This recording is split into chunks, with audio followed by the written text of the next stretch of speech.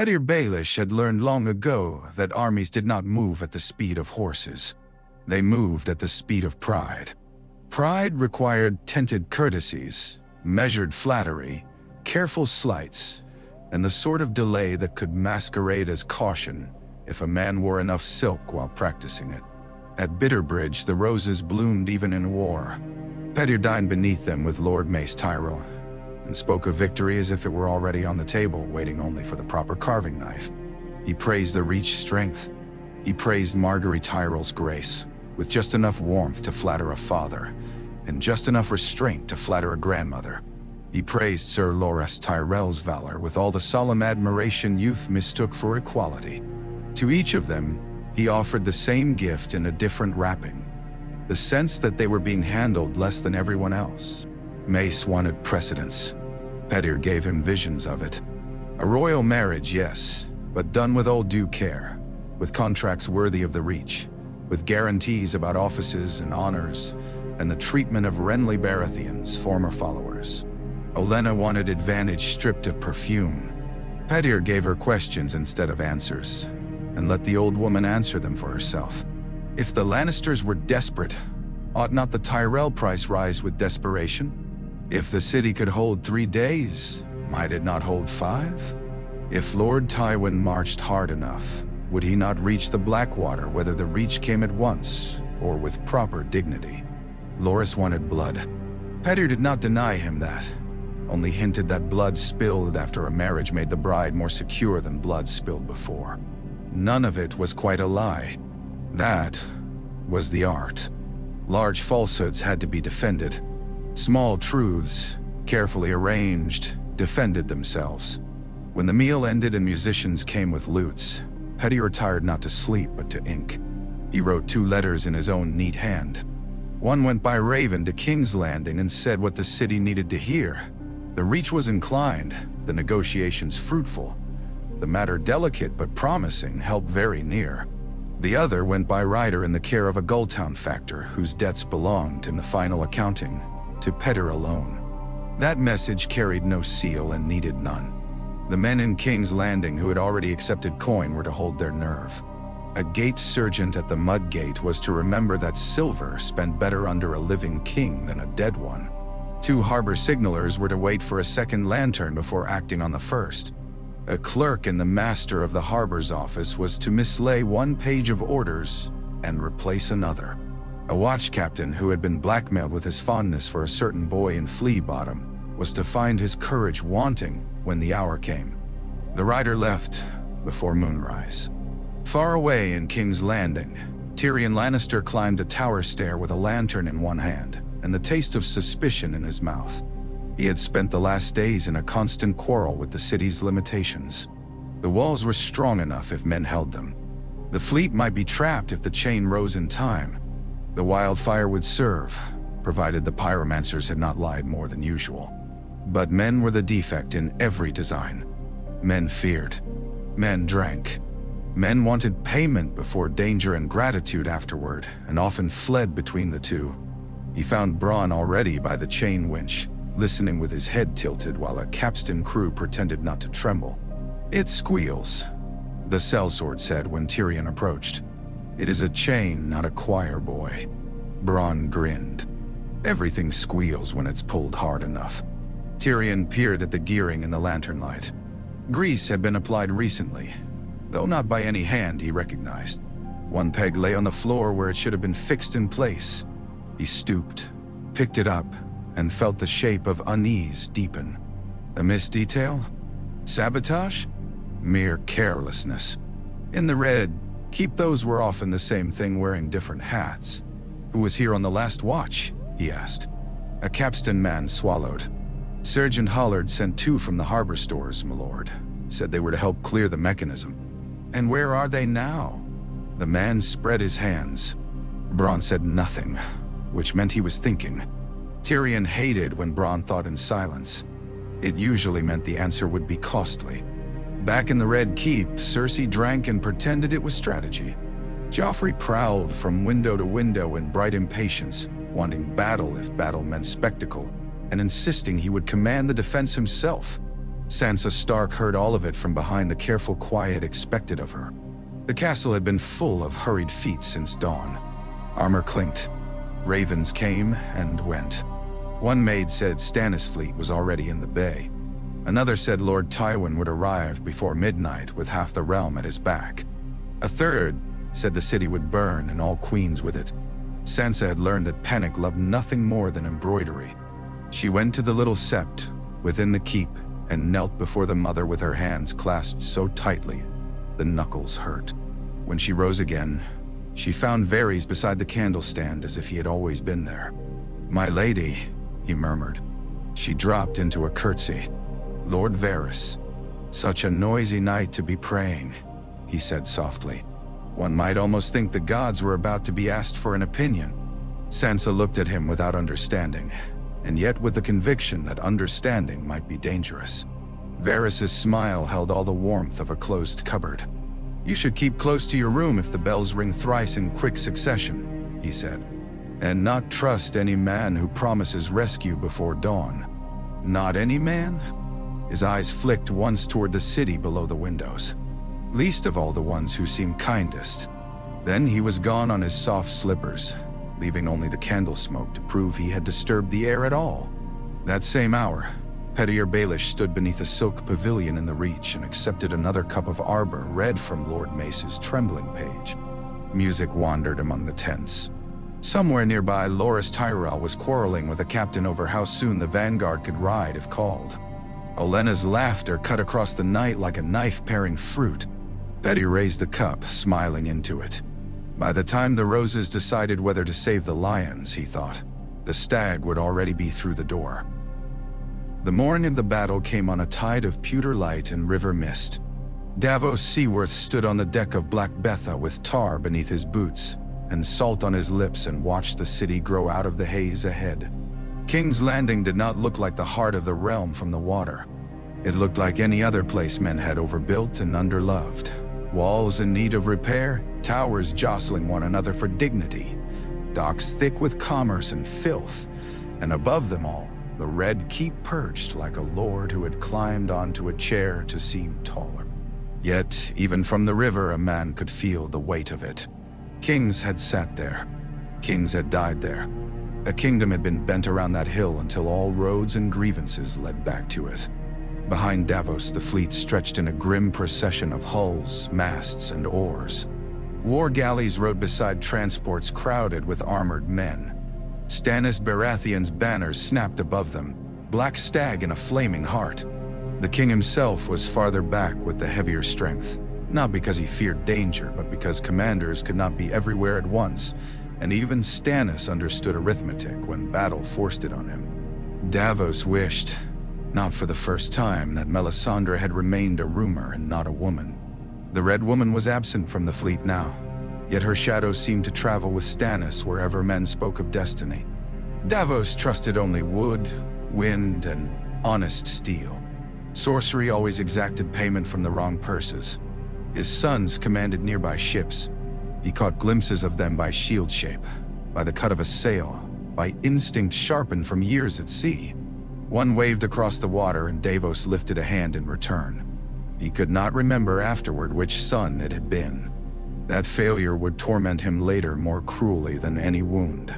Ahead, the city bells began to ring. On the walls, Tyrion Lannister made his rounds with Bronn and Sir Jacelyn Bywater, pausing wherever fear smelled strongest. The gold cloak straightened under Bywater's eye and slouched again the moment he passed. Men from the city fought differently than men raised to banners from birth. They wanted to live in the same streets after the battle ended, and that knowledge made every alley personal. Tyrion did not blame them. He simply mistrusted all bravery that depended on a crowd watching.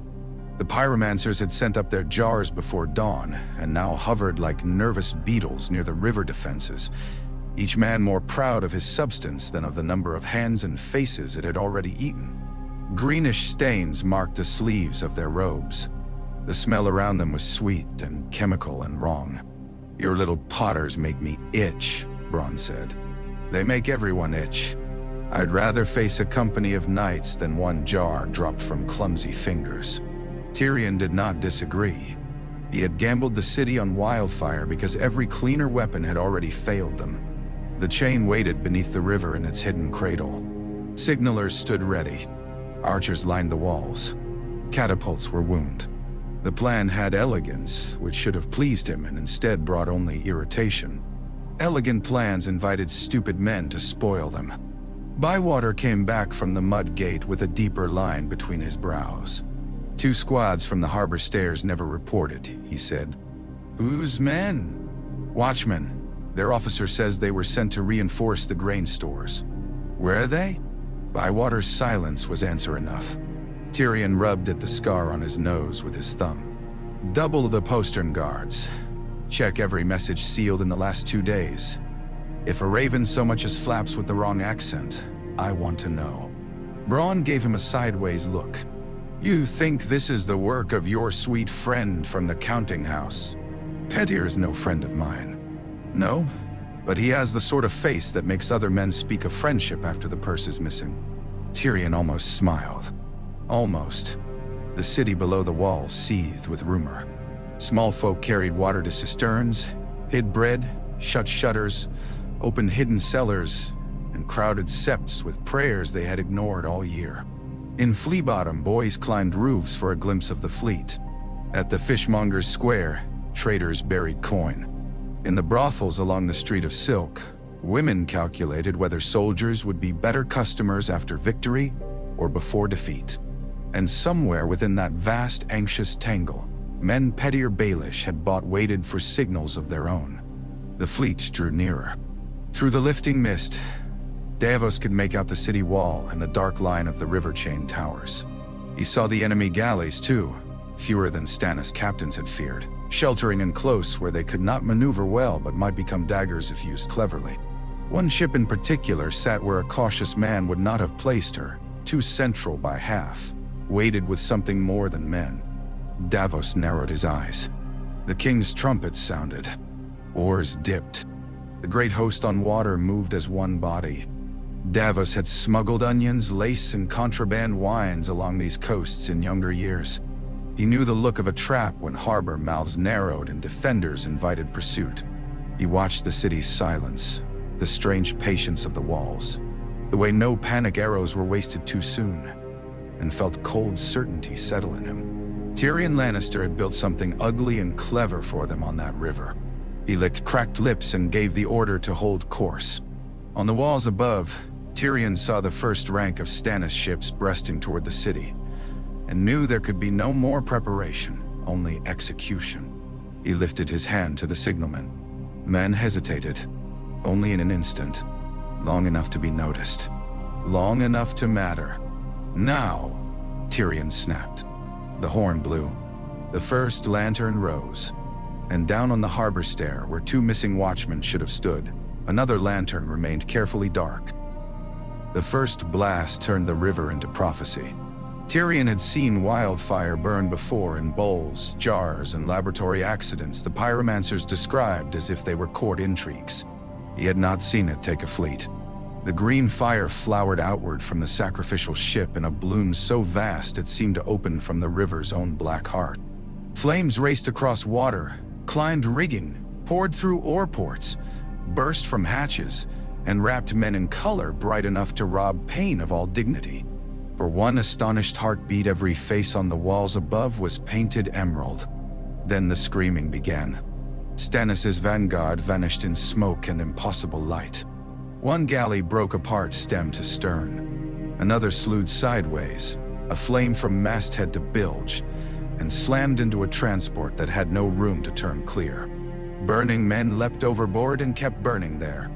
The river, which should have been refuge, became accomplice.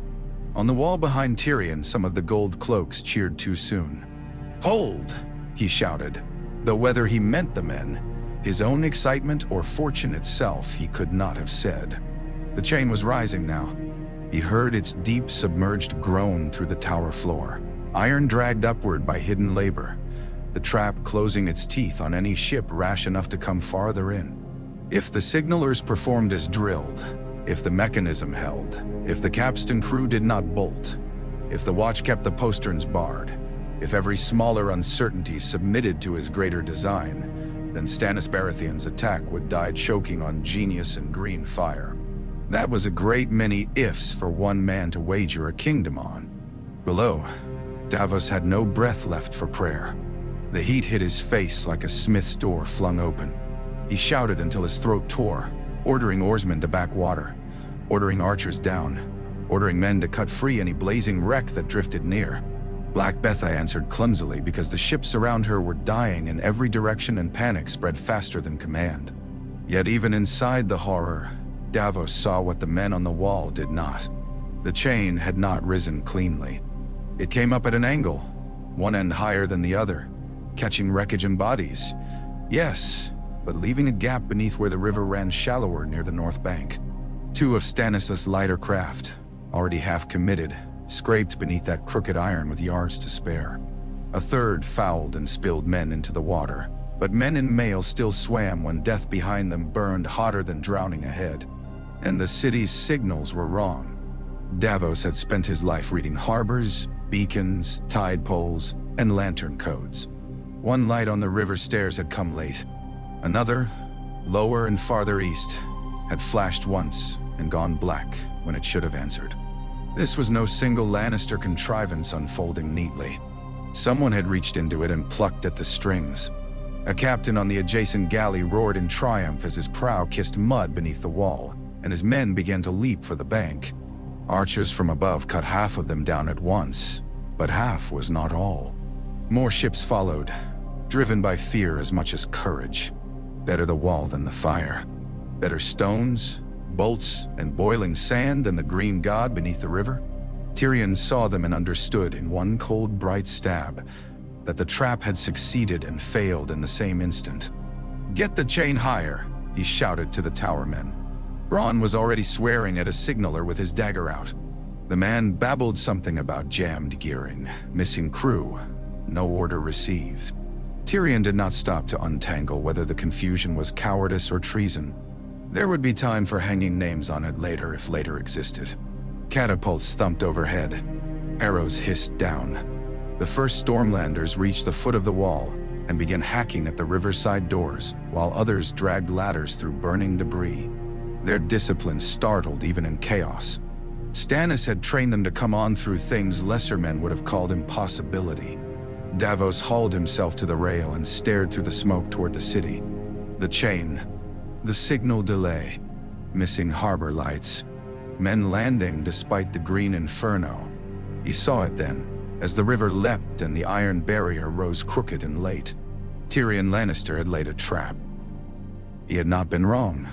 Only the trap had not been laid for Stannis alone. It had been laid between kings, in the murk where frightened men sold their oaths and prudent men called the selling wisdom. A burning mast came shearing out of the smoke and smashed across Black Betha's foredeck with a crack like a tree struck by lightning. Men vanished under it. The ship lurched so violently Davos lost his footing and slammed shoulder first against the rail. Heat washed over him. Not the honest heat of a hearth or forge, but something ravenous and bright and unnatural. A heat that seemed to look at a man before deciding how best to eat him. "Port! Port!" A voice bellowed through the roaring. "There is no port," another screamed back, and that was true enough. To one side, the green inferno climbed a wrecked galley as if it were a ladder.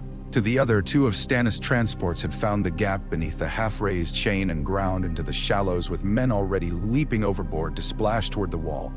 Archers on the decks loosed into the murder holes above the mud gate. One man reached the bank with his beard burning and never seemed to notice until his face was already black.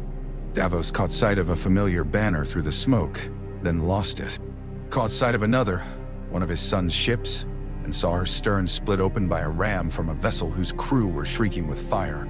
He shouted a name and could not hear whether it was his own voice or another man's. The river boomed and spat. Something struck the hull below the waterline. Black Betha shuddered again. Then a second blast came, not as vast as the first but closer, close enough to make the air a fist. Davos saw the deck rear under him, saw a crewman's mouth opening and opening without sound, saw a wheel of burning pitch cartwheeling through the air. And then the world tipped sideways and became water. The river closed over his head like a door. For one blind, terrible instant, he thought the wildfire had entered the water after him. Green light flickered through the dark and pain licked at his hands, where some splatter of burning stuff touched and skated away. Armor dragged at him. Boots filled. He kicked once, twice, clawed upward, and broke the surface into smoke so thick it might have been cloth. Around him, men thrashed and vanished. A horse screamed somewhere on a sinking transport. A corpse bumped his cheek and rolled away with its hair still on fire. He found a spar by luck or mercy and wrapped himself around it. The letter in his belt was gone. The king's battle, his sons, the fleet, the river. Everything had dissolved into the same choking brightness. He coughed until bile burned his throat, blinked through tears and ash, and saw the city wall looming much closer than it had any right to be. Stannis' men were on the bank. Above them, the mud gate boiled with defenders. Stones dropped. Arrows fell.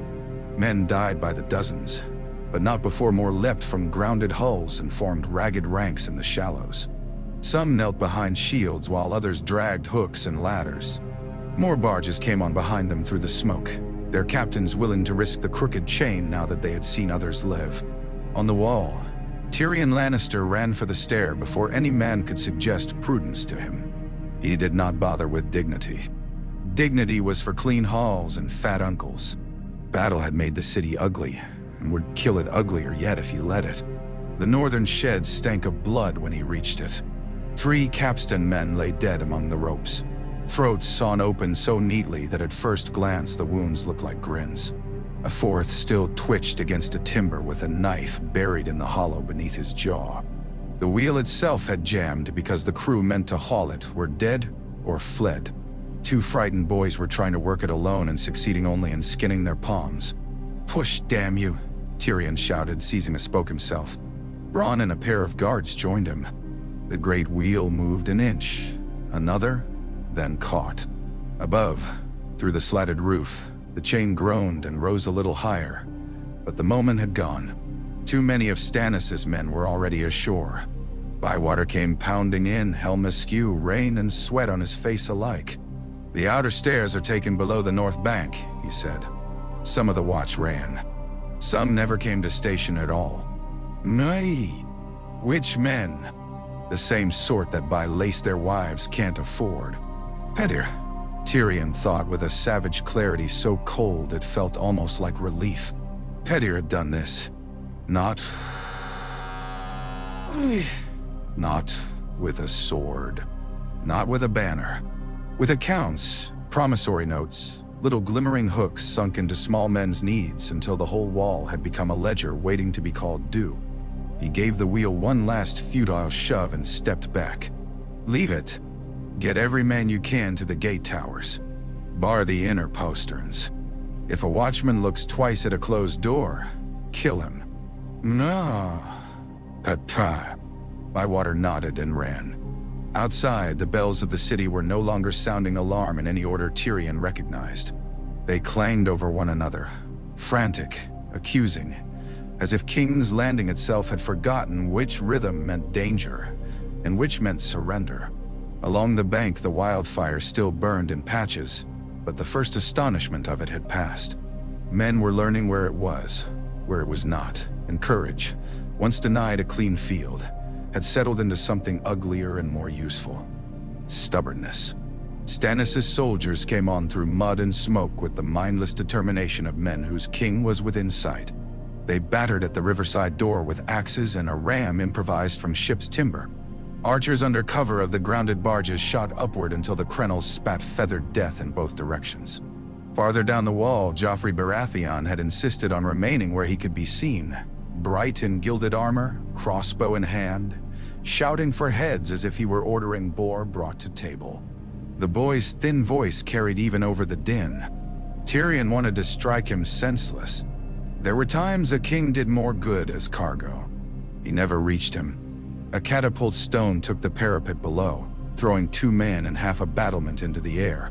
When the dust cleared, Stannis' landward host could be seen through the haze as well. Rows of shields pressing from the south, where the bridge of boats had held and more troops were crossing in a disciplined stream. The river trap had mauled the fleet. It had not broken the assault. Below the mud gate, the ram hit once, twice, again.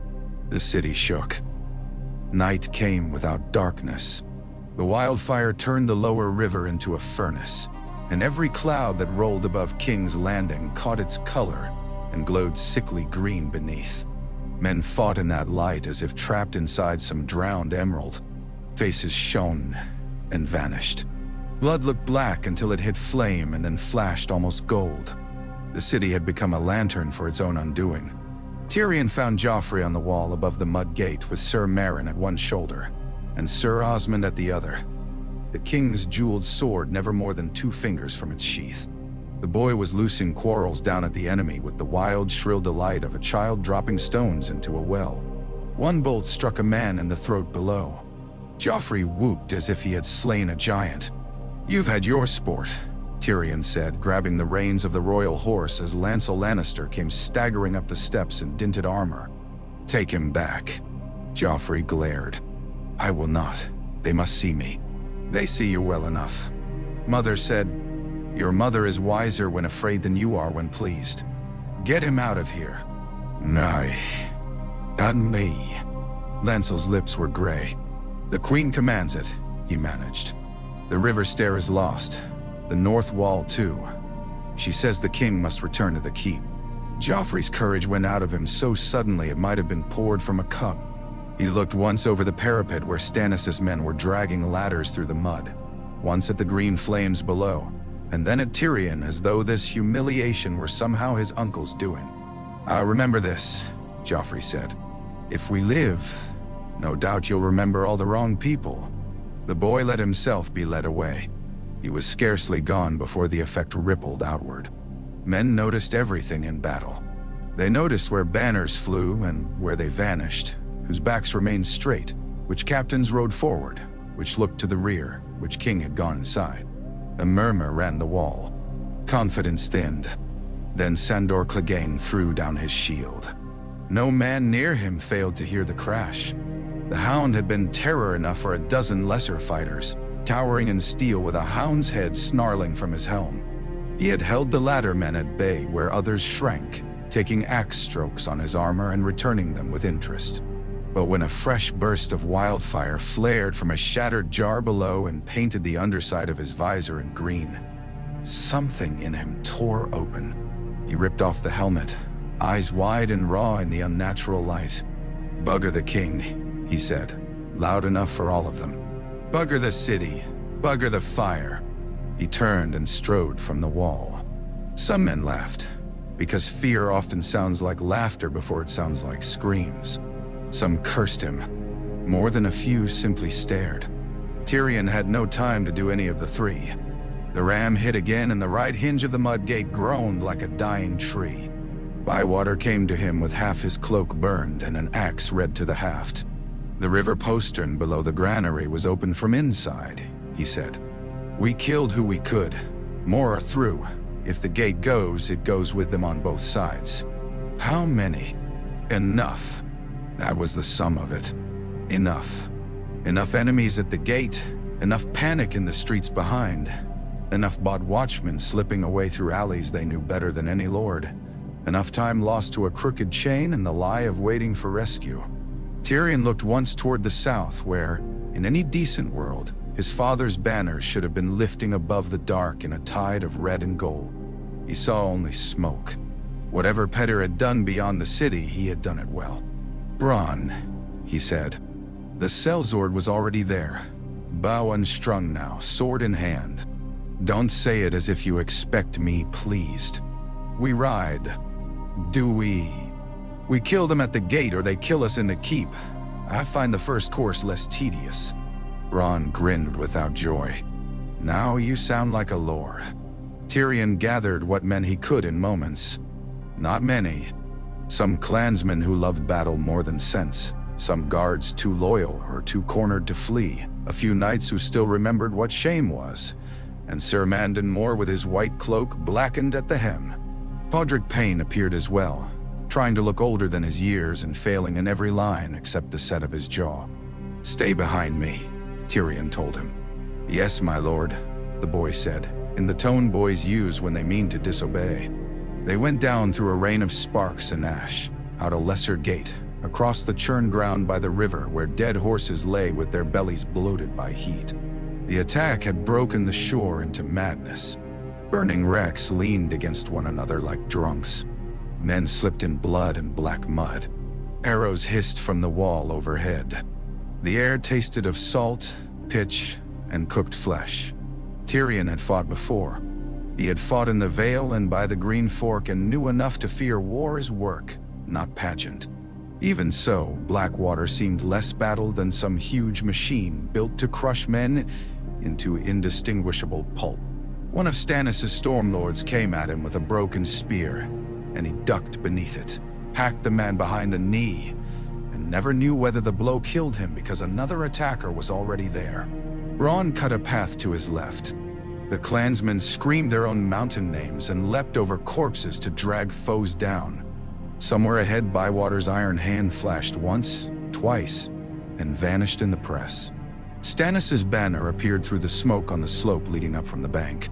The crowned stag within its fiery heart was black against green light, strange and grim.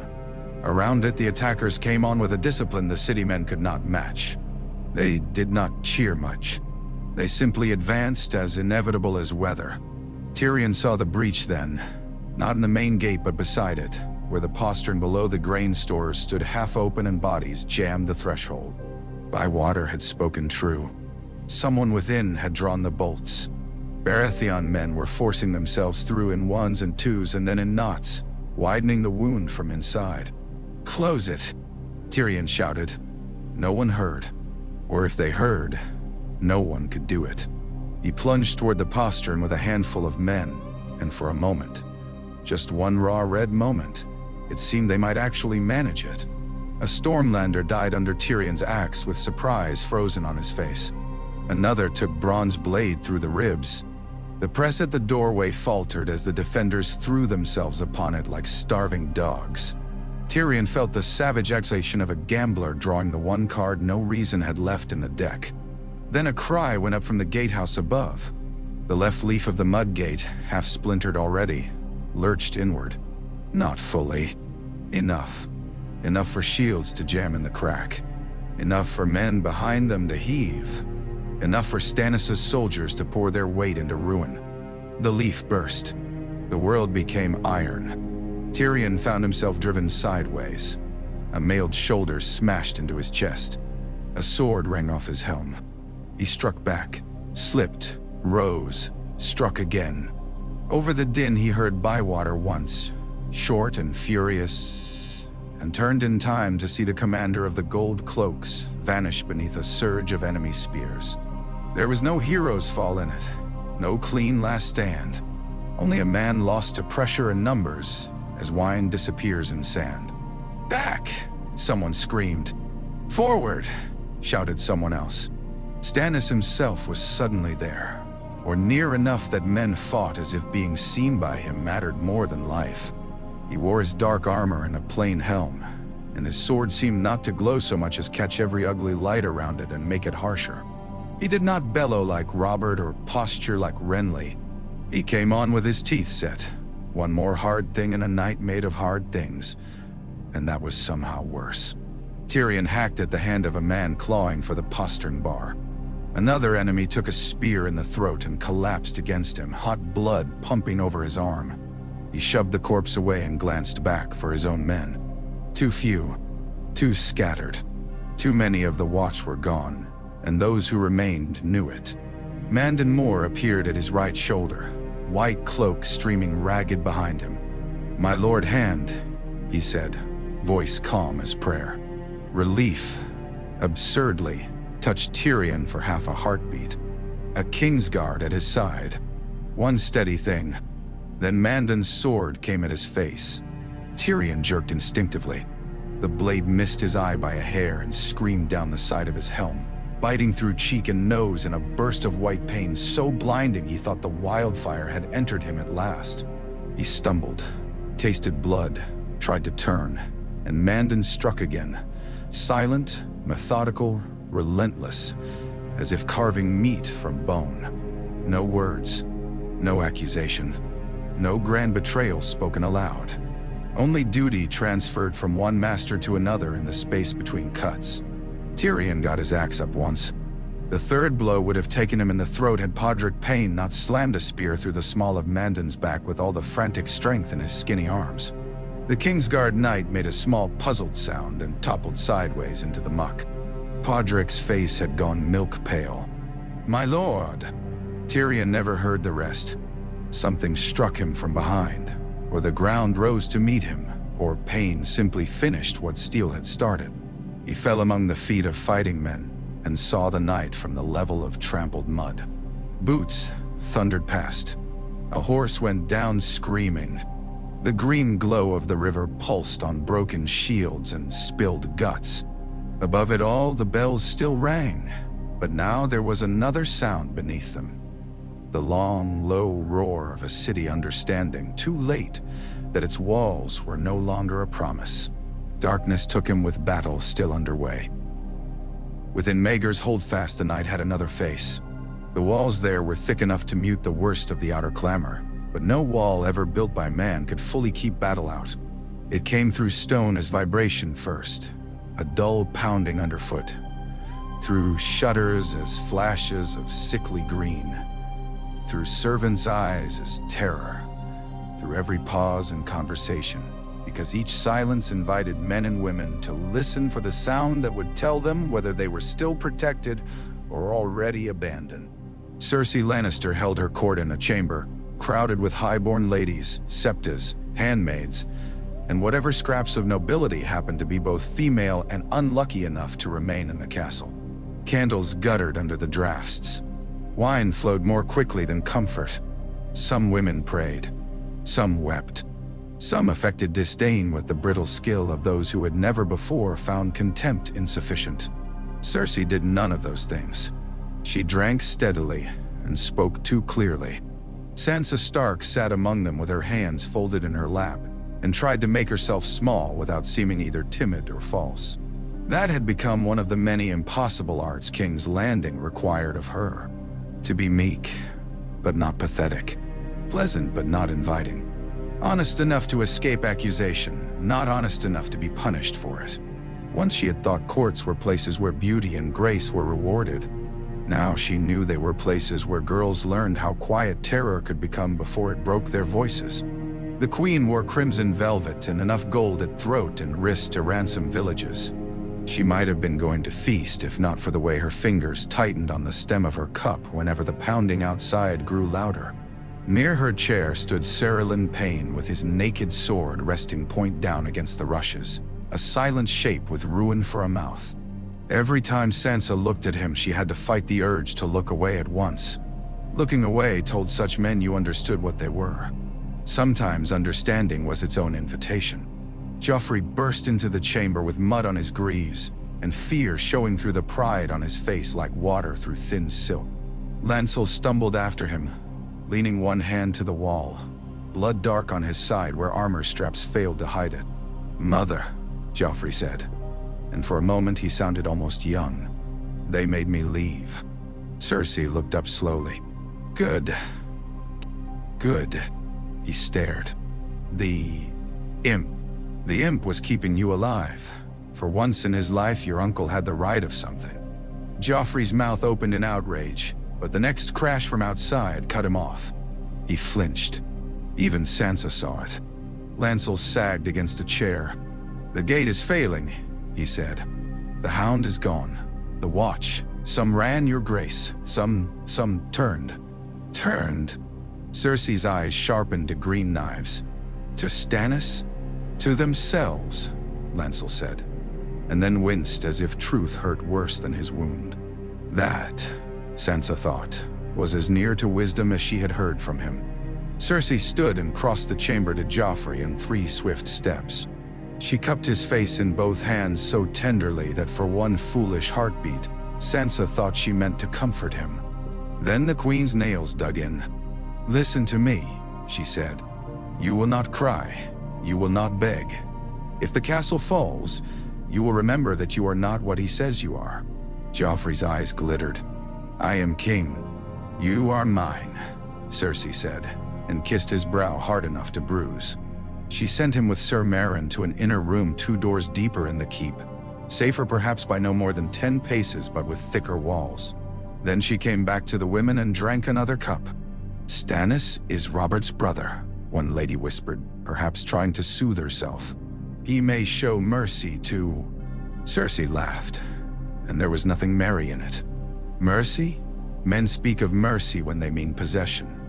He will show you as much mercy as a butcher shows a lamb he means to keep fresh until morning." Several of the ladies burst into tears after that. Cersei watched them with a kind of exhausted fascination, as if contemplating creatures from another climate. Then her gaze found Sansa. "You understand that, don't you?"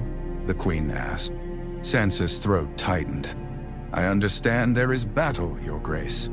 "No." Cersei drank. "You understand men. Or you begin to. It is not the same thing." "No." Sansa did not answer, because every answer she imagined seemed wrong. The Queen smiled as if silence proved a point. Later, when the chamber had grown hotter with bodies and candle smoke, Cersei beckoned Sansa close and spoke in a voice meant only for her. "Your little princeling brother is safe at Rosby," she said. "Mine, not yours. Tommen is well away from this. My daughter too, in Dorne. I was not witless enough to keep all my children where one blow might reach them. No." Sansa thought of Bran and Rickon at Winterfell, of Robb somewhere in the Riverlands with wolves on his banners and grief in his bones, of Arya vanished like a dropped stone in deep water. She said, because courtesy had become armor, "I am glad for Prince Tommen's sake." Cersei's smile sharpened. "You should be glad for yours. If Stannis takes the castle, you are daughter to the man who would have seated him on the throne. That may buy you another sort of use." Sansa understood enough to go cold. She could not tell whether the Queen meant kindness or cruelty. With Cersei, the two had often worn one face. When at last the women were sent to their pallets or corners or stools, Sansa escaped not to sleep. No sleep lived in such a night, but to the little chamber that had been hers since the court stole her north from her. She closed the door and leaned against it, breathing shallowly. Outside, bells clanged. Somewhere far below, men screamed. Someone shouted orders in a voice too hoarse to carry dignity. She might have stayed there until dawn if Sandor Clegane had not come. The hound did not knock so much as throw his weight against the door until it opened inward, and he stood in the threshold breathing wine and smoke. One side of his face was beaded with sweat. The other, the side the fire had marked years ago, seemed to catch every flicker from the candle and twist it. His white cloak was gone. His mail hung half-buckled. There was blood on him, not all of it his. "They're done," he said. "Your golden lions, the city too." Sansa backed a step before she could stop herself. He noticed. Of course he noticed. Men like him noticed fear the way hunting dogs noticed meat. "Don't look at me like that," he growled. "I'm not here to hurt you." That frightened her more than if he had said he was. Promises came dear in King's Landing, and often broke where they were spoken.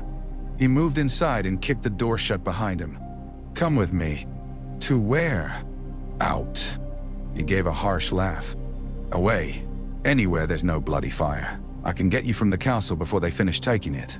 I know ways." The candle flame shook. Sansa stared at him.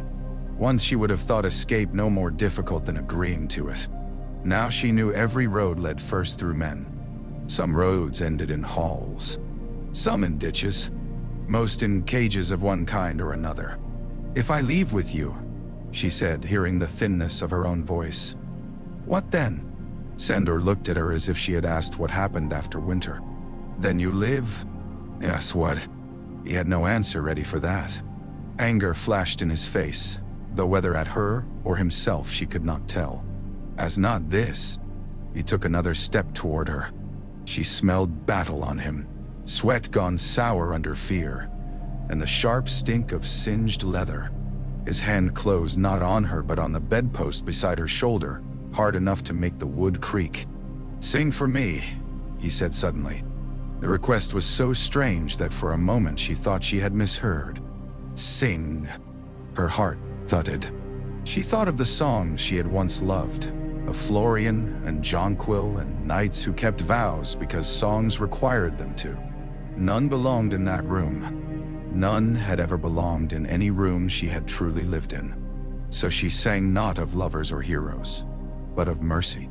A prayer her mother's septa had taught her when she was very little, something simple and soft enough to steady shaking hands. Her voice wavered at first, and then found its line. Sandor stood motionless while she sang. In the candlelight his mouth seemed carved from stone, but his eyes went somewhere far from her chamber. When she finished, he let go of the bedpost. A splintered mark remained where his gauntlet had bitten the wood. "You're a little bird after all," he said, though not cruelly. "Too bloody gentle for this place." He turned and left without touching her. Sansa listened to his boots recede.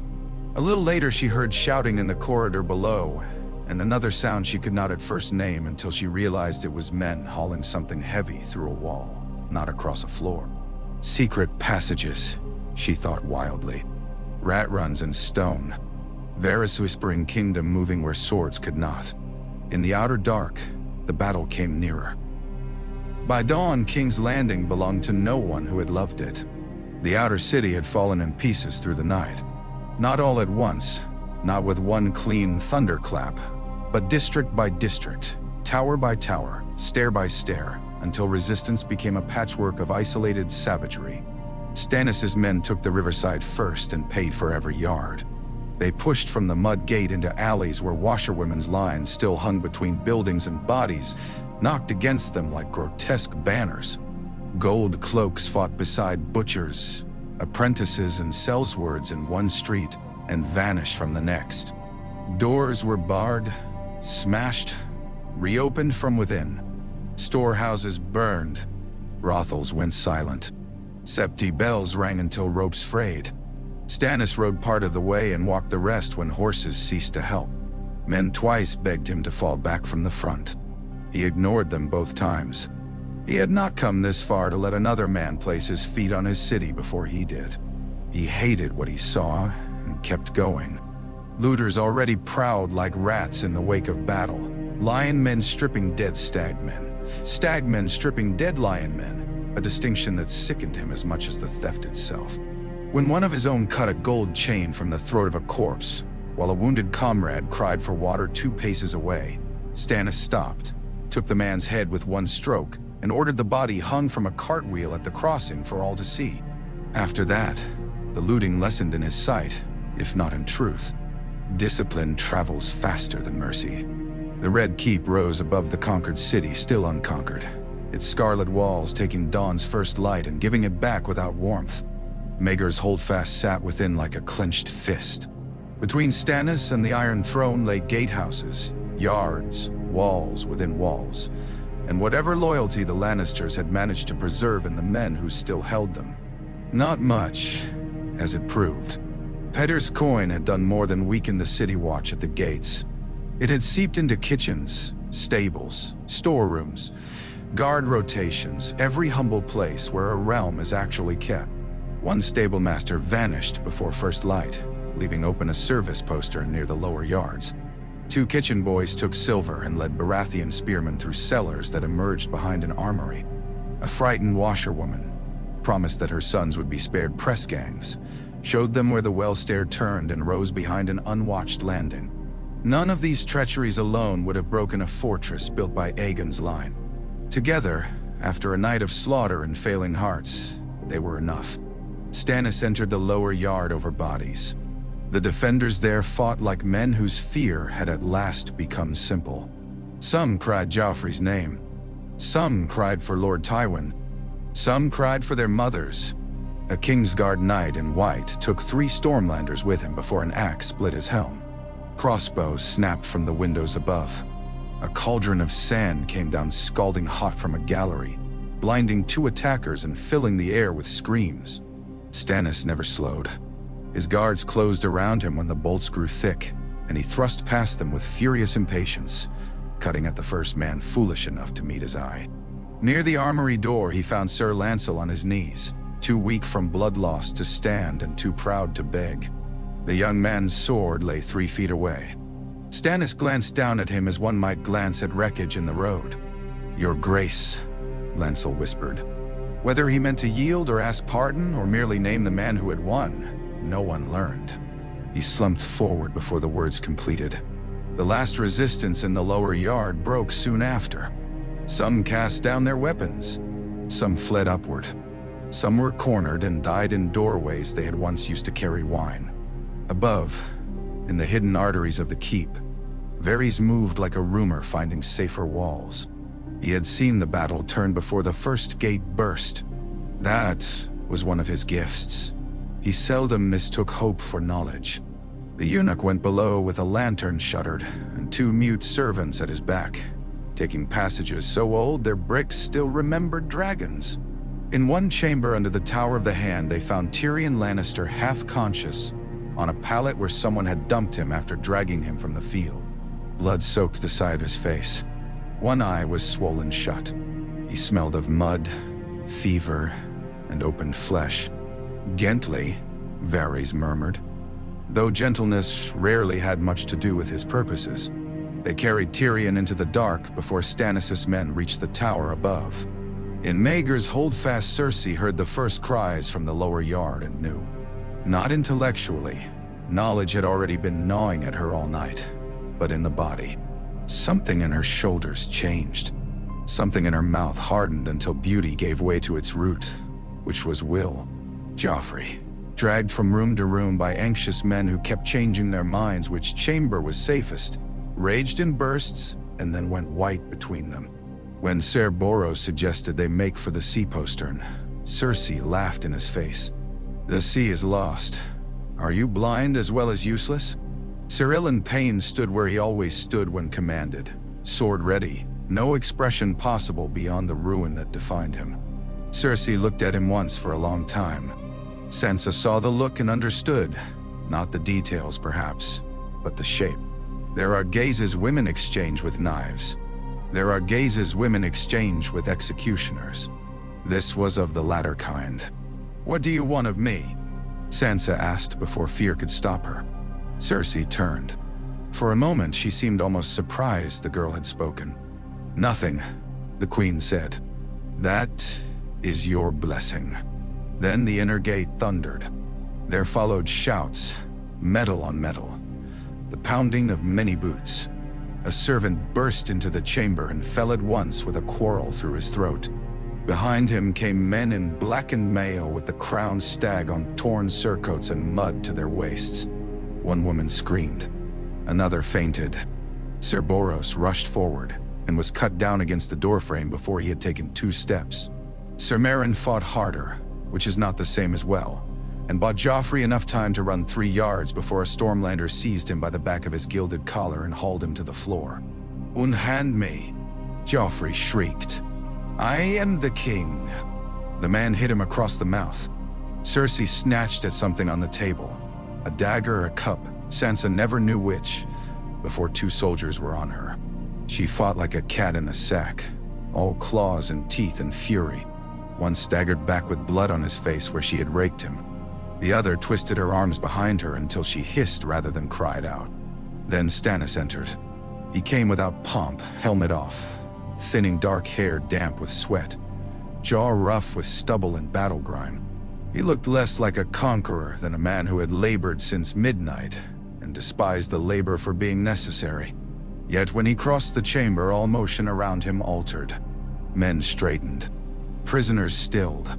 Even Cersei's struggling eased for one instant as if hatred itself wished to take proper measure of him.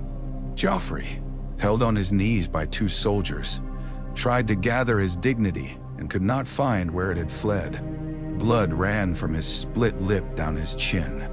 "You cannot do this," he said. "I am Robert's son."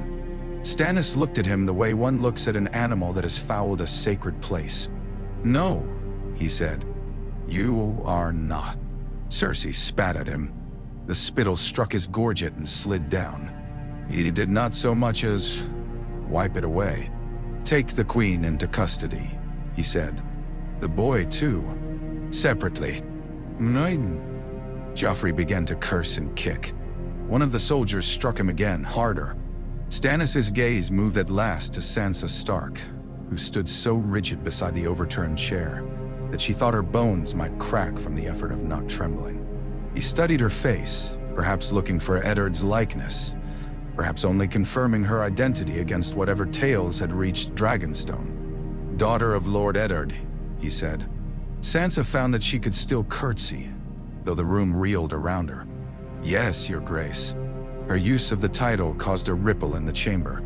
Stannis noticed it and did not smile. "Your father died because he would not call that creature what he was soon enough," Stannis said. "You will not be harmed.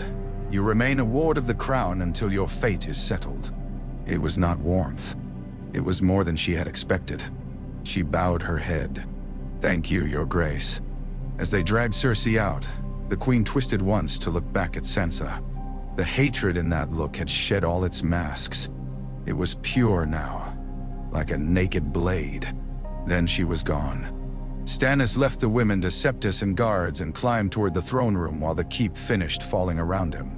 The Iron Throne waited under the long windows, where dawn now struck its blades and made them flash coldly. No singers stood ready. No court lined either side in silks. Only smoke drifted through the cracked upper casements, and men in armor tracked blood across the floor where kings had judged and lied. When Stannis halted before the throne, the whole ruin of the night seemed to gather there. The dead on the river, the broken gate, Robert in his grave, Renly in his, the children born of incest, the city starved by feasts, the laws bent into jewelry and sold by the ounce. He put one hand on a sword hilt jutting from the arm of the throne and looked up. "I have it," he said, but there was no triumph in him. Only possession, stern and exhausted and far from complete. Petyr Baelish entered King's Landing by the river gate shortly after noon, when the smoke had thinned enough for the sun to turn it golden at the edges. He came with 12 mounted men, 2 wagons, and a face arranged for sober concern. The wagons held sacks of flour, amphorae of oil, salted fish from Crackclaw Point, and 3 locked chests of account books he had deemed worth saving from his network of clerks and lenders. A sentimental man might have brought wine or leeches or a comforting priest. Petyr brought ledgers. Cities, like whores, were best approached through the trade that truly kept them alive. The guards at the gate wore Baratheon colors now and smelled of fatigue, river mud, and victory not yet understood. One peered into the first wagon, looked baffled by the pages bound in leather, and waved him through after hearing his name. Not Littlefinger, of course. Men of war rarely trusted nicknames from men of account. Petyr Baelish, former master of coin. Servant of the late King Robert Dada. Counselor who had remained in the field to secure support for the lawful succession. Words mattered. They were the stitching by which one turned naked survival into legitimacy. The city within was ruin wearing familiar streets. Shops had been pried open in the night and sealed again by order of new masters. Corpses lay at intervals where they had fallen, covered if noble, uncovered if not. A cart creaked by with 3 looters hanging from it by the neck, each placarded in rough charcoal, for thievery in the king's peace. Stannis had not even sat half a day and already his justice had a smell. Petyr approved without liking it. Severity restored order faster than generosity. It also made gratitude difficult, which could prove troublesome later. At Fishmonger's Square, he saw the spice merchant to whom he had sent his earliest packet. The man stood in his doorway with a bruise on his brow and looked away very quickly when Petyr's eye found his. Good. Good. Shame, fear, and survival all at once. The best glue for silence. At the corner near the Guildhall, a row of gold cloaks had been disarmed and kneeling in the muck while a Baratheon officer read charges. 2 of the kneeling men Petyr recognized by face, if not name. Recipients of silver by way of other hands, neither important enough to warrant memory until their usefulness had ripened. One was weeping. One stared straight ahead in the numbness that comes after a man has been frightened beyond pride. Petyr did not pause. He had never confused a tool with a friend. Tools were sometimes left where they broke. The Red Keep admitted him only after a longer delay and a sharper search. That too, he noted. Stannis' men were less corrupt than Lannister guards and therefore more tiresome. He found the new king not in the throne room at first, but in the small council chamber with 3 maesters, 2 stormlords, and a table covered in seized dispatches. Stannis still wore his armor. Dried blood darkened one vambrace all the way to the elbow. He had taken off neither sword nor severity. The chair at the table looked smaller than it ought, because the man in it occupied any room as if he meant to judge the walls for structural sin. When Petyr entered, every eye in the chamber turned toward him. Stannis' lingered longest and least kindly. "Your Grace," Petyr said, bowing just enough to make the courtesy unmistakable and the abasement impossible. "I am relieved to find the city in such disciplined hands." Stannis made no effort to invite him upright. "You should not be relieved," he said. 1,000 men died for it. "Then I am relieved their deaths were not spent to seat the wrong king." One of the stormlords shifted, perhaps impressed, perhaps disgusted. Stannis merely continued to look at Petyr with the unblinking aversion of a man confronting damp rot in his cellar. "You sat on the council of Robert Baratheon," he said. "Then on the council of the boy who called himself king. You were sent to fetch Tyrell swords for the Lannisters. And instead," Petyr said smoothly, "I made certain the Reach did not arrive in time to prolong the city's suffering." "You made certain?" Stannis' voice hardened. "Take care how much you claim." Petyr opened his hands. "I claim what I can prove useful. Nothing more. The city is hungry. The treasury is gutted. Dock records are false in 3 different hands. Half the warehouse inventories were deliberately muddled under Queen Cersei's demands and half the rest under Lord Tyrion's emergency seizures. The master of the harbor lies from habit. The grain factors lie from profit. The moneylenders will lie from terror until someone they believe speaks to them. I am, unhappily, someone they believe. No, they. The nearest maester, a spare man with ash-colored brows, bristled as if expertise had been insulted. Petyr ignored him. "I have brought account books," he continued. "Not all. Enough. Names of men who can still move food inside the city. Names of men who hid food and may be persuaded to disgorge it. Notes on crown debt by creditor. Which of them prefer gold? Which prefer land? Which will accept mere survival if asked by the proper mouth? If your Grace would have order before plague. These things matter. Me." The silence that followed was not empty. It was weighing him. Stannis leaned back by a finger's breadth. "And why?" he asked. "Should I not hang you as the kind of man who serves whichever side fattens him?" "Because you need me," Petyr thought. "Because in victory you stand where the clever and the upright always stand when they finally win. Amid the broken counts and spoiled grain and unpaid garrisons that men like me know how to sort while great lords still speak of honor. Because law can claim a throne, but only ledgers keep bakers from shutting their ovens." What he said was, "Because a hanged man cannot find your missing coin." A stormlord barked a laugh and checked it immediately when Stannis' head turned. The king's mouth thinned. "If I keep you," he said, "it is because carrion birds still know where the corpses lie. Not because I mistake you for an honest man." "No, try." Petyr bowed again, lower this time because the point was won. "I should be astonished if you did. You will work under guard. You will sleep where I am told you. You will account for every chest, every cask, every note of debt and loan. If one dragon goes astray, I will take it from your flesh." Petyr let just enough relief into his face to flatter the speaker. "Your Grace is merciful." Stannis' eyes could have frozen soup. "No," he said. "I am busy. That, more than the threat, told Petyr what sort of danger he was in. As he withdrew from the council chamber under escort, He passed Sansa Stark in the corridor between two solemn women and 4 soldiers. She wore the same pale silk from the previous night, though it was wrinkled now and faintly marked with candle wax near one sleeve. Her face had gone still in a manner he recognized from mirrors and masks. Not empty, guarded. A door barred from the inside. She saw him and halted.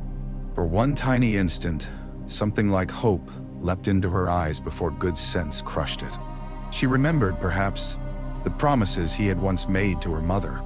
He remembered them too, in the mild decorative way one remembers debts not yet collectible. "My lady," he said softly, as if their meeting in a conquered castle were an almost accidental courtesy. "I am gladdened to see you safe." She dipped her head because armed men watched. "My lord." The guards urged her on. Petyr turned to follow his own escort and kept his expression thoughtful. Sansa alive under Stannis was a different piece than Sansa alive under the Lannisters, but no less valuable. Perhaps more. The daughter of Eddard Stark, not wed, not dead, not yet whisked north or married off to some stiff-backed justice of Stannis' choosing. The North would tremble toward her if handled properly. So might the Vale, given time, letters and Lysa Arryn's disordered heart. He thought then of Varys, and realized he had seen no sign of the eunuch all morning. That troubled him far more than Stannis' threats.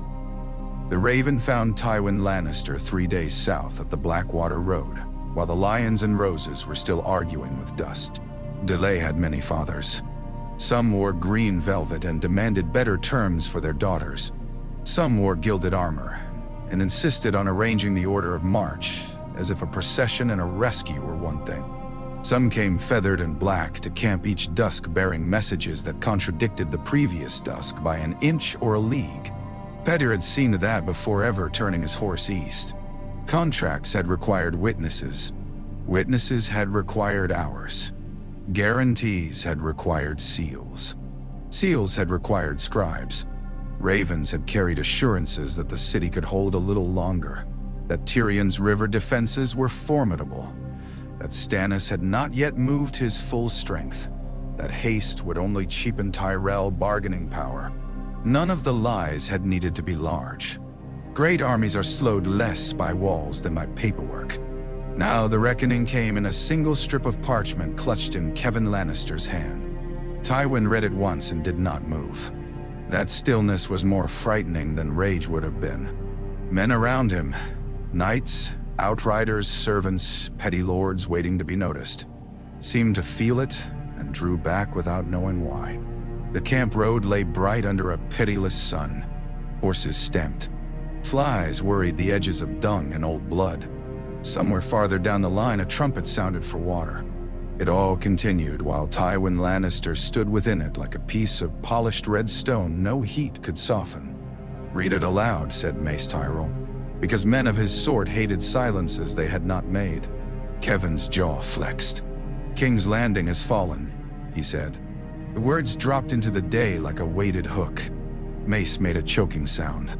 Loras Tyrell, all silver rage and youth, took one step forward as if he might stab the news itself. Olenna only closed her eyes briefly. Margaery, behind the curtain of her litter, remained unseen. Kevin continued, "The Mudgate was forced in the night. Stannis Baratheon holds the city and the Red Keep. Joffrey was taken. The Queen was taken. Lord Tyrion was last seen wounded in the fighting and may be dead. The City Watch broke in several places. Lord Petyr Baelish is nowhere accounted for." There it was. Not the worst of the message, perhaps, but the truest sting for those present. Loras swore. "We should have ridden sooner. We should have ridden at once," Mace said, rounding on no one, everyone. "I said..." "You said many things," Olenna cut in. "Mostly about precedence at court and the number of cups required for a proper wedding feast." Her old eyes went to Tywin. This was no mere bad road. Tywin handed the parchment back to Kevin.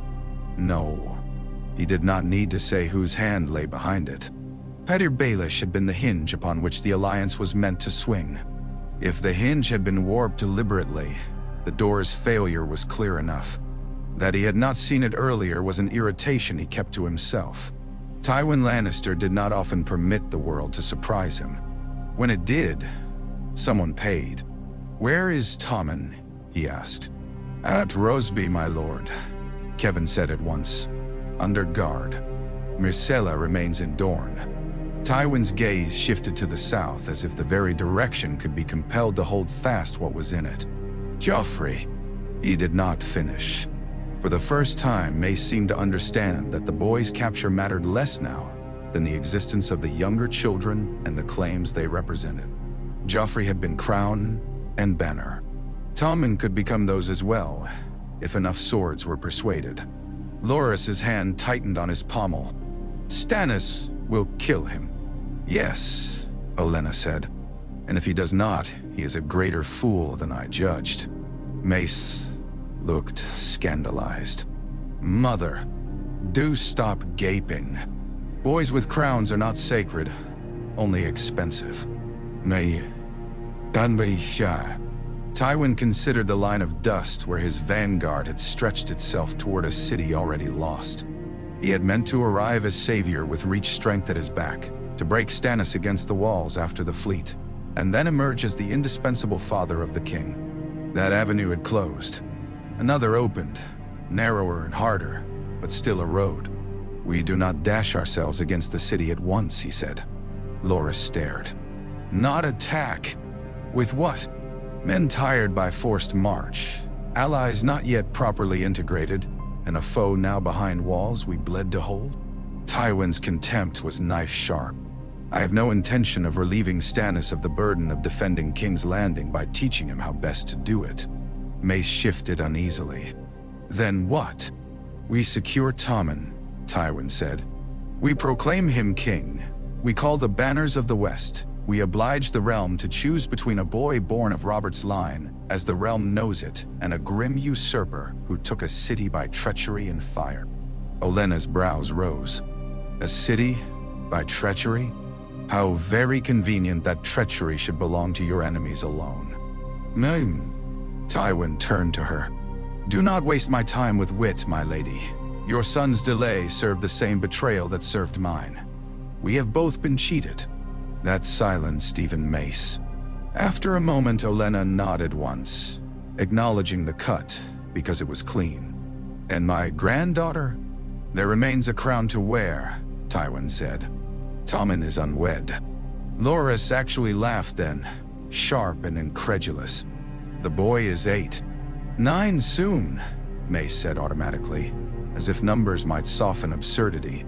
9 kings can wed as well as 13-year-olds, Olenna said. "Whether they can bed is another market entirely." Margaery's litter curtain stirred at last. Her voice came from within, calm and level. "If Stannis holds the city, he holds also the power to say what Joffrey was. The rumor will become proclamation. That changes more than names." It was the first thing said all day worth hearing, and everyone knew it. Yes, Tywin thought. If Stannis named the children bastards from the Iron Throne itself, many who had found the rumor convenient only in whispers would find it safer to repeat aloud. Faith, law, and opportunism would mingle as they always did. Tommen's claim would not be Robert's son's claim.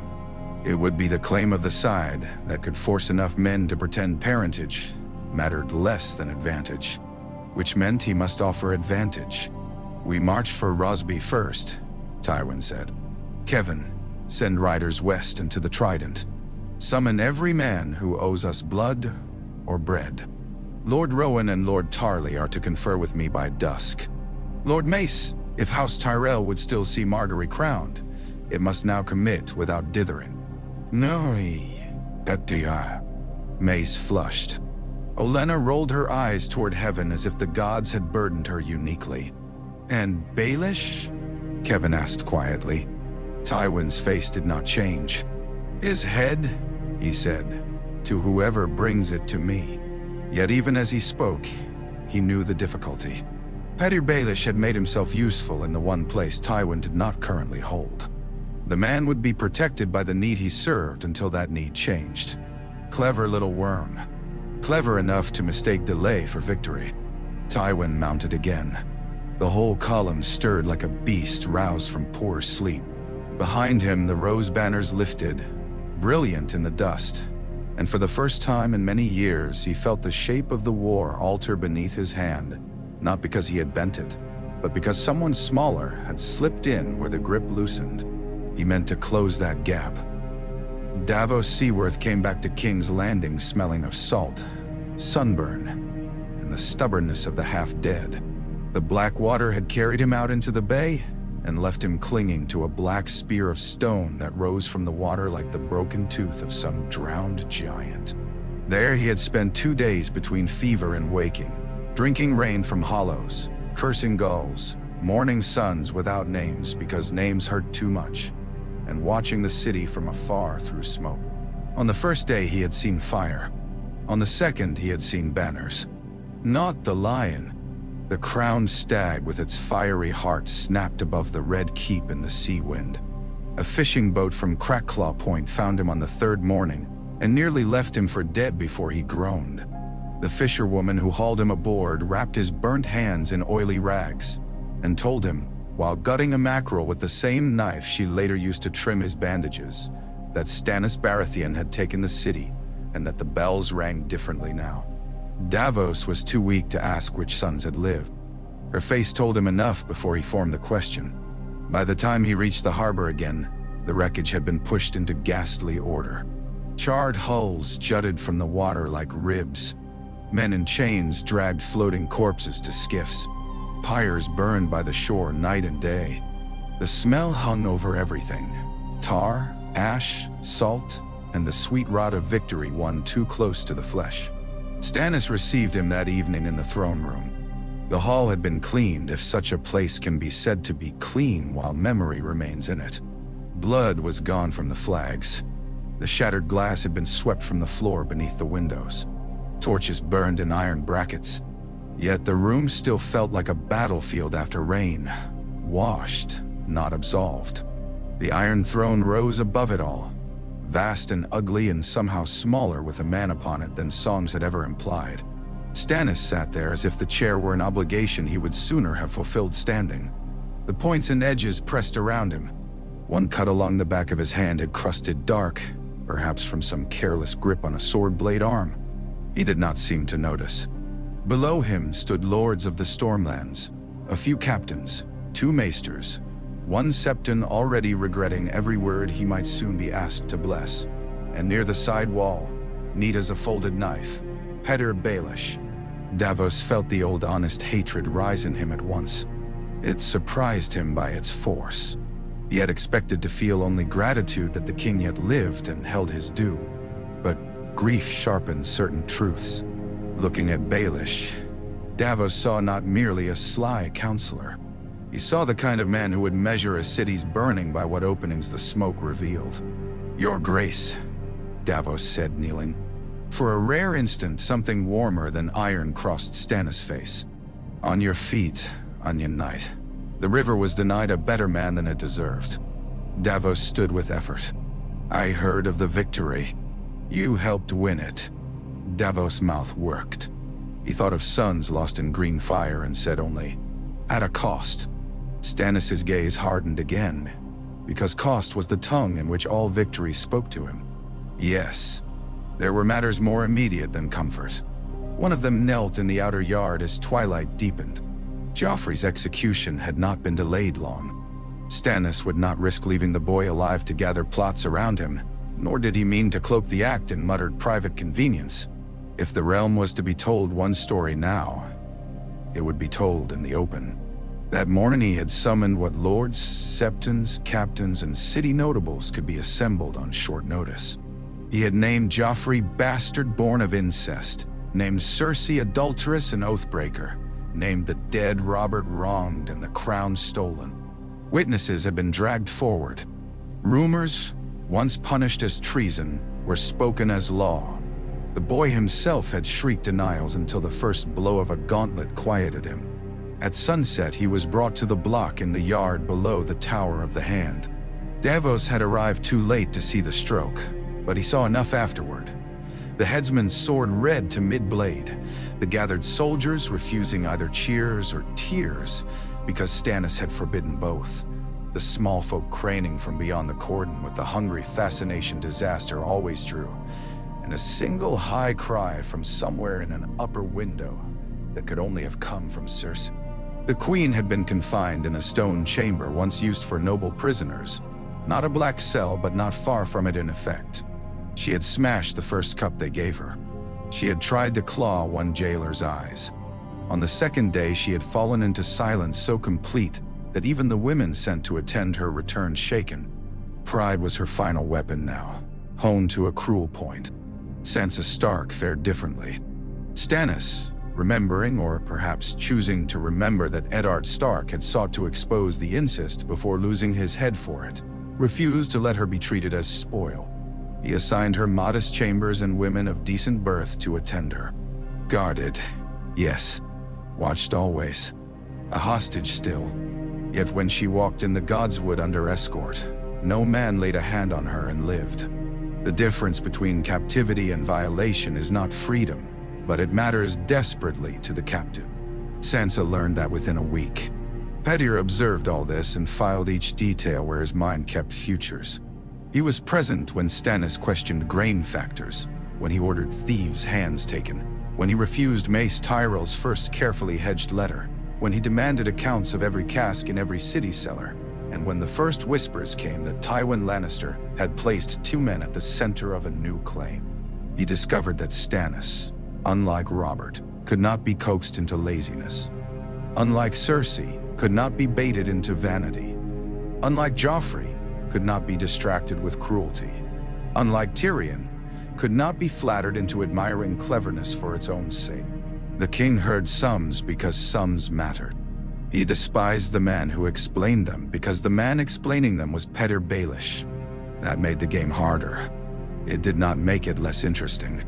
On the second night after Davos' return, the smuggler found Petyr on a gallery overlooking Blackwater Bay where the burned ships lay under moonlight like broken teeth. The wind off the water still carried ash. In Petyr's hand was a sealed letter. "You should have drowned," Davos said. Petyr turned with that slight surprised courtesy he wore the way other men wore rings, and missed the chance to be welcomed so kindly by an old friend. "I'm no friend of yours." "No," Petyr agreed. "That is among your more attractive qualities." Davos stepped closer. His bandaged hands hurt. Everything hurt. "I know what men like you are." Petyr's smile did not change, which only made it fouler. Men who know where ships should dock, which guards may be bought, how much grain vanishes between gate and granary, and how fast a city starves when noble intentions are asked to do a clerk's work. Men who sell whatever they touch. At that, for the first time, Petyr's eyes sharpened a fraction. "Then you know half. The other half is that what I sell is often already sold by better-born hands. I merely notice first." Davos might have struck him if the gallery had been empty. It was not. 2 guards stood at the stair, and beyond them, on the Iron Throne itself, sat the man whose judgment mattered. So Davos did what he had always done when anger threatened to make him stupid. He took it to Stannis. The king heard him out in the council chamber while 3 candles burned low and maps lay spread across the table. Petyr stood opposite with one hand on the back of his chair and the other empty. Always empty when it mattered. He knew the value of appearing weaponless. "He delayed the Tyrells," Davos said. "Bought your gate with another man's silver. Bought your watch with promises that can just as easy be sold again. Such a man will betray you when the next price suits him. May. Da. Can I see more?" "Yes," Stannis said.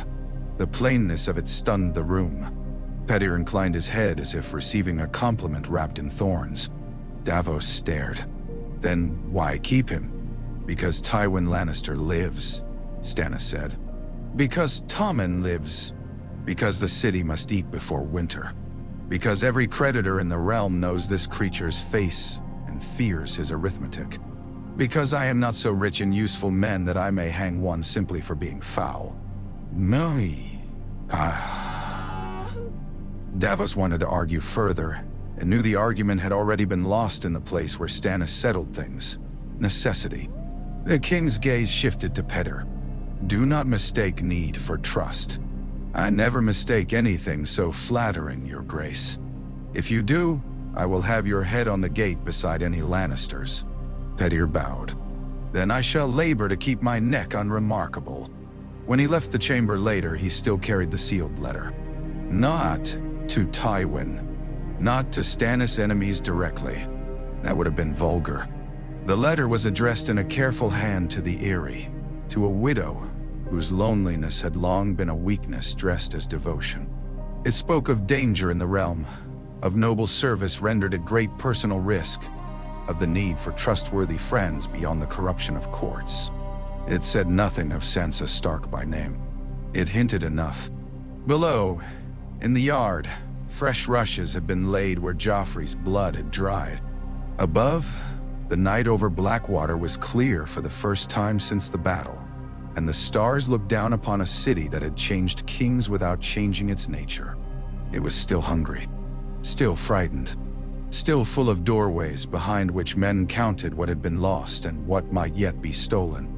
Stannis sat the throne by right and by conquest both, but Tywin still marched, Tommen still breathed. Myrcella still lived in Dorne. The north remained under the wolf, the Vale under a woman Petyr knew too well, and Varys, most troubling of all, remained unseen. Petyr paused at the end of the gallery and looked back once through the open doors at the long hall of swords and shadows. He had wanted the lions humbled, the roses delayed, the lawful king made desperate enough to value skill over birth. He had achieved it, yet victory had not opened a comfortable chamber in which to sit and smile. It had opened a crack, narrow and dangerous, between collapsing stones. For most men, that would have been a warning. For Petyr Baelish, it was an invitation.